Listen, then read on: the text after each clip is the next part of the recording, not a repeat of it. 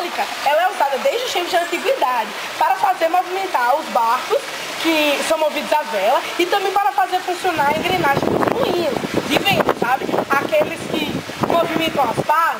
Pronto. E essa energia nesses locais, ela era transformada em energia mecânica, você sabe, né?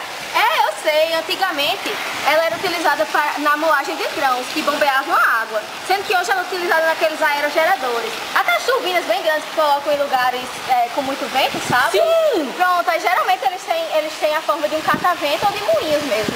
Ah, legal, né? Não sabia. Vem cá, a gente tá falando sobre energia eólica. A gente também tava. É que eu li uma revista, em 2009, a capacidade de geração mundial de energia elétrica, através da energia eólica, foi suficiente para abastecer as necessidades básicas de 2 países, como o Brasil, e eu também li que a China lidera a geração de energia eólica, logo seguida pelos Estados Unidos. Poxa, eu não sabia disso, mas isso deve às vantagens da energia eólica. Ela é uma energia renovável, não gera gases de efeito estufa, não gera poluentes e nem gera muitos resíduos durante a obtenção, o que a torna uma energia de baixíssimo impacto ambiental. E sem falar no custo que está cada vez mais baixo. Isso é verdade, mas apesar de todos esses pontos positivos, é preciso tomar muito cuidado em tentar apostar numa energia como essa.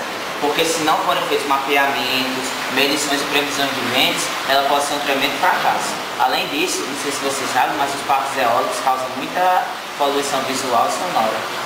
Mas vocês esqueceram de ressaltar que o grande potencial eólico do mundo, aliado com a possibilidade de gerar energia em alta escala, também contribui para diminuir a dependência do petróleo e diversificar a matriz energética mundial.